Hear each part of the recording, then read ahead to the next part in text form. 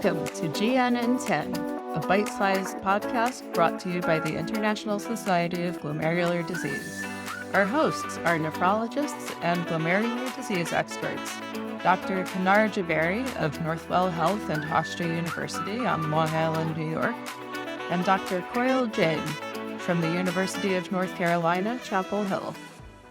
Hi, everybody. Welcome to our new episode in Jain and with Kenar Jhaveri and me, Koyal Jain, as your hosts. We are really excited to have another board review bonus episode. BRB. An episode on amyloidosis, everybody's favorite disease. And we will be talking to Kenar about different pathologies. So how are you doing, Kenar? Good. I love amyloidosis. It's a very enigmatic disease, I think, but renal amyloidosis is even more challenging. And it's a board favorite. It's something that is very challenging to diagnose, but I think a lot of you need to know the different types of amyloidosis. So I think we'll start with the types of amyloid. Is that okay, Koyal? That is the biggest challenge for most people. I think so. I think diagnosis, the types of amyloidosis, these are great board review questions. And it's always very confusing with all the different varieties that exist out there. So why don't you take us through the different types of amyloidosis? Sure.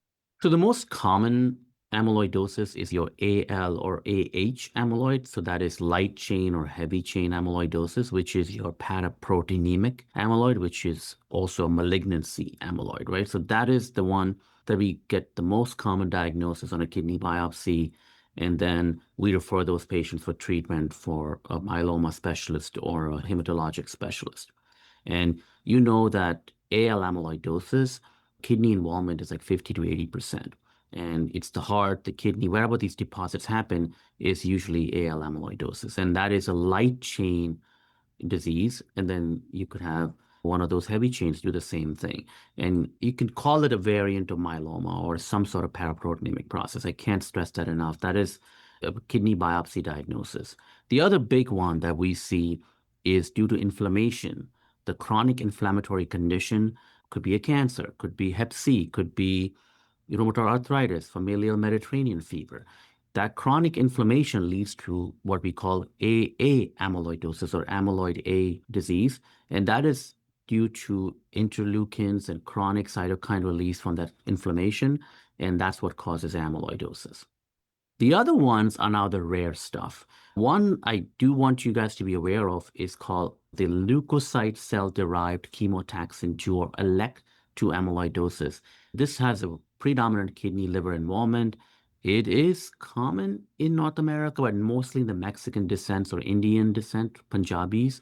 It's very common in Egypt, and it's actually the second most common in Egypt. And nobody knows the real reason why it is. We think it's inflammatory, but it's not a genetic variant. It's actually an inflammatory disease. The outcomes are much better with this type of amyloid. They actually have a more slow progressive chronic kidney disease. Then we come to hereditary amyloidosis, okay? There are a slew of them, and you probably hear about the most common one that we see on television ads or radio ads and patients in the office. That is the ATTR or transthyretin amyloidosis. That one, it's more of a cardiac involvement. It does have kidney involvement, but we're seeing there is 30 to 40% renal involvement. But it's hard to tell if it's direct deposition of that amyloid in the kidney or just from chronic cardiorenal syndrome. So biopsy data on that is very limited, but it is a fair common cause of genetic amyloid. And there are drugs now that directly target the transthyretin amyloid in the cardiology world. The other genetic amyloidosis are lysozyme. There is the gelsolin amyloidosis. There is a few apolipoprotein amyloidosis, very different types. There is one called the fibrinogen A alpha chain amyloidosis. These are all rare genetic amyloidosis. The most common renal one is fibrinogen A alpha chain or AFib amyloidosis, and it has massive glomerular disease involvement. The one that does not have much of a glomerular involvement, but more of a vascular/tubular involvement is apolipoprotein amyloidosis. So this is the slew of different types of amyloid to think about. It's not just always AL or AA. There are these genetic and inflammatory amyloids that we should be thinking about. Right, Koyal? Absolutely. And I will say that we actually have a multidisciplinary amyloid clinic here, which I'm a part of, we actually get a lot of consults also from people who are doing renocytes.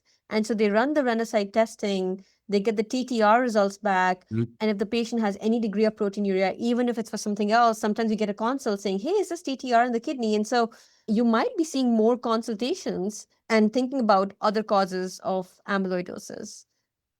So, with that, I think the other big portion that becomes really important for board review is how do you diagnose these different patients with amyloidosis? And I think a biopsy of some sort, whether it's a cardiac biopsy, whether it's a fat pad biopsy or a kidney biopsy, is really important. I will say fat pad biopsies, depending on which institution you're getting the biopsy at, will have different amounts of sensitivities, right? Like I know for a fact that certain institutions have had sensitivities as high as 60 to 80%, and certain places as low as 20%. So it's really institution dependent whether you get a good fat pad biopsy or not. So at our institution, we do a lot more of cardiac biopsies and kidney biopsies depending on the area of involvement. And so once we get a kidney biopsy, what you're really looking for in that light microscopy is this presence of Congo red positive material, right? That mushy, smudgy material that you can see. And that material typically has birefringence under polarized microscopy. And that is your typical amyloid deposit. It is often in the mesangial region, but it can also be the capillary loops. I will say that there have been times where people may not have glomerular involvement with amyloidosis, and it is only present either in the tubular space or in the vascular space. So it's really important to be looking at all your spaces, even though most commonly in the glomerular region, it can be involving other regions as well.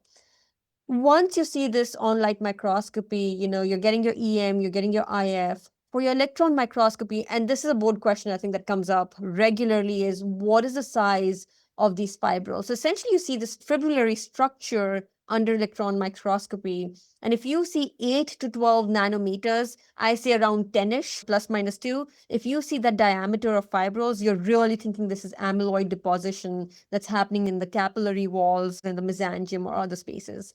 I always get confused with this. Just because you have Congo red positivity, does that mean you have AL amyloid or just any amyloid, right? So, great question. Just having Congo red positivity doesn't mean that you only have AL amyloidosis.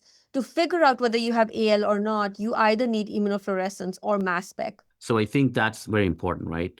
Yes, extremely important. This was a hint for everybody listening. This is a hint from Dr. Kenar saying, Koyal, you need to say this is really important. This is only amyloid, not all AL amyloidosis. And I had another question for Coyle because she threw in this like random fibril, what did you say, 10 to 12 Yes. nanometers? So they're randomly arranged, you said. But then people say there's something called fibrillary GN that also has fibrils, and there's tactoid GN that also has fibrils, and even lupus can have fibrils. So how do I know this is amyloid fibrils and not the others? It's the size of the fibrils. So I typically say that's important. So around 10 is amyloidosis.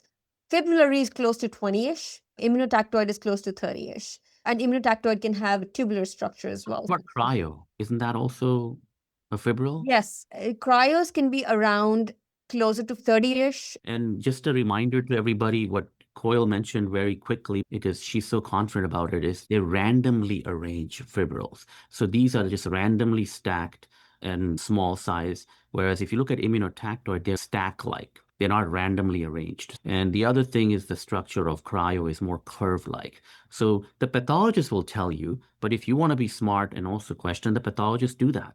Because sometimes these diagnoses are important. If you miss an amyloid and you call it something else, or if you miss a fibrillary and it's immunotactoid, it's a big difference. So I think pathology is the most likely asked questions with these type of disorders. 100%. And I think also clinically, it becomes really important once you get this light microscopy and you get your EM back and you have your amyloid, trying to figure out what type of amyloid through your immunofluorescence or mass spec really helps you determine what's your treatment for your patient. So to go into immunofluorescence, when you're looking at these patients who have, let's say, AL amyloidosis, so L stands for light chain and the A stands for the amyloidosis. When you have the AL amyloidosis, you really have lighting up of a certain light chain. If it's a heavy chain amyloidosis, it will not light up for kappa or lambda.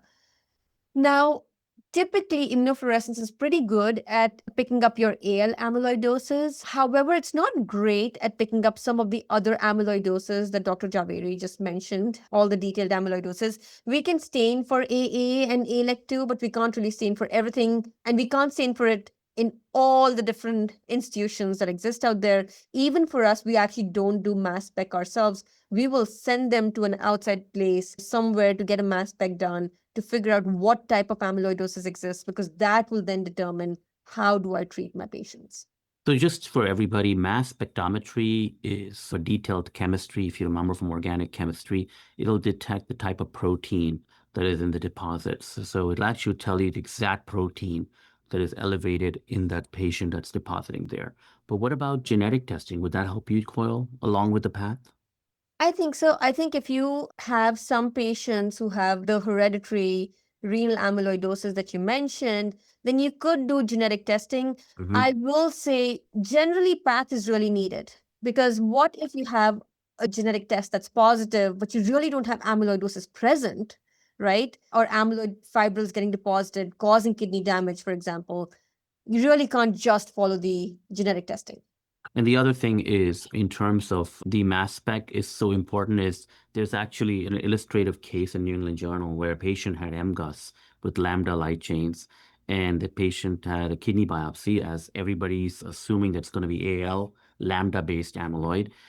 And the IF was not a great sample. So the IF was unable to be done because of sampling issues. But given the fact that there was bone marrow showed AL, MGUS, they thought this most likely is AL amyloidosis, and the patient decided to get chemotherapy. Turns out genetic testing was done and mass spec was sent. It ended up being one of those genetic amyloidosis. So just because you have MGUS in the bone marrow doesn't mean you automatically will have light chain or heavy chain amyloid. You still might have 10%, 15% hereditary amyloid. So it's very important what Koyal mentioned here, that a mass spec is so key. And if you're not sure of the diagnosis, it's best to send for a mass spec. And I will add to this that it's not just for kidney biopsies. We send cardiac tissue also for mass spec. We are lucky in the kidney world that we do immunofluorescence on all our patients, and that gives us some data. But that doesn't necessarily happen in the other biopsies outside of the kidneys. And so people routinely have to send for mass spec, especially myocardial tissue. So we know the different types of amyloidoses. We kind of know how to diagnose these amyloidoses. And I think the last thing that we should focus on is, how do you really manage these patients? Like, what do you do for patients with AL amyloidosis? And what is something you should do for all patients with amyloidosis? So let me ask you, Dr. Jhaveri, and then I will tell you whether you're correct or incorrect. What do you do for patients with AL-specific amyloidosis? How do you treat those?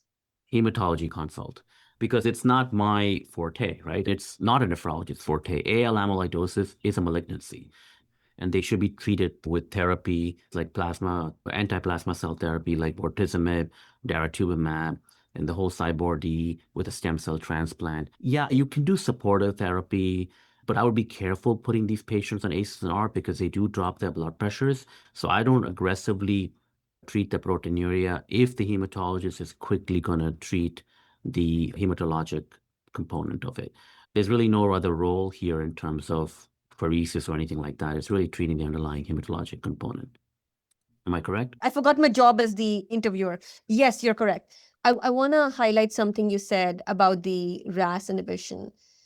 I often see patients with amyloidosis being placed on RAS inhibition. I place them on RAS inhibition as well, as long as blood pressure is high. There's actually a study in the cardiac literature which came out and said if you had AL amyloidosis of the heart and you were on RAS inhibitors, you actually had higher mortality than patients who are not on RAS inhibitors, which is opposite to what we would think is true.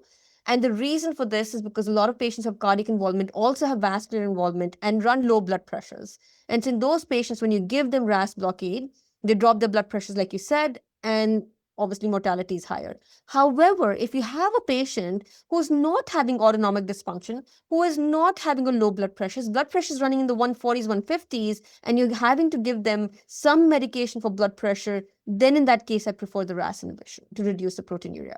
Okay. So finally, what do you do for other forms of amyloidosis treatment? So the AA, which is the inflammatory, again, treat the underlying inflammatory condition, right? So if it's rheumatoid arthritis, you need to talk to the rheumatologist. If it's renal cell cancer causing AA amyloid, talk to the oncologist. Sometimes you can yourself approach and give an anti-IL-6 agent or some of those anti-inflammatory agents, but you have to work with the disease-modifying doctor there, really. It's whatever the disease that's triggering the AA amyloid. And then with the genetic amyloids, the only treatment available right now is for TTR amyloid. There is ionotrasentin, vutrisiran, petrisiran, all these drugs for ATTR amyloid. Most of these are prescribed in the cardiac world, and cardiologists usually are managing these because 90% of TTR amyloid is cardiac. But we are seeing some patients of proteinuria and renal involvement, so this might become something that might be useful. And for the genetic amyloids, really not much out there in terms of treatment. It's mostly supportive care and transplantation. And some of them need both liver and kidney transplantation, depending on when that protein is produced. And I will also say that there are some trials that are happening out there. If you have a patient and there is a trial that is available close by, please consider enrolling them. Going over the conservative management, just remember anytime you have proteinuria, and especially in a patient who's oftentimes nephrotic and swollen and has volume overload, cutting down the sodium in the diet is really helpful in controlling some of their protein excretion, but also in controlling their blood pressure and their volume. Apart from the RAS inhibition that we've already talked about, we'll start them on lipid lowering therapy because their cholesterol levels are really high. And then diuretic therapy, I typically prefer to use some longer acting diuretics over furosemide, which doesn't last as long, plus with the low albumin level may not get secreted and may not be as effective as some other loop diuretics, which are longer acting. So I prefer non-furosemide based loop diuretics in these patients. Oh, I agree. The other big issue is when they start dialysis, you have to be very careful. They do get hypotensive, like because there's vascular involvement and fluid removal. So dialysis in some of the advanced amyloid patients is very challenging. We're not going to go in detail about transplant, but the recurrence after transplant in some of these, especially the genetic amyloid, is reasonably high. Especially the AFib amyloid has a pretty high recurrence rate. And some of these, like AA amyloid, AL amyloid, in the current literature do very well post-kidney transplants, if anything better than on dialysis. So counter to the prior thoughts we used to have that they didn't do that well with kidney transplants. So if the clone has been treated and the underlying inflammation has been treated, then these patients do fairly well post-kidney transplant. Oh, just one more thing, Koyal, about the biopsy. I always tell this to my trainees. Always biopsy the organ with the tissue with the issue. If there's no proteinuria, don't go biopsying the kidney. If the patient presenting with heart failure and AKI, biopsy the heart. The patient has 8 grams of protein, biopsy the kidney, because that's where the amyloid is being deposited. If you're going to go around biopsying the wrong organ, you're not going to get a diagnosis, and that's where things get missed. So always the tissue is the issue here in amyloidosis. And to be honest, this is why we do a lot of myocardial biopsies, because there are patients who have not as much kidney involvement, but we can clearly see that there's potential cardiac involvement. So why not go for something that is easily accessible? People often, like nephrologists especially, worry about cardiac biopsies.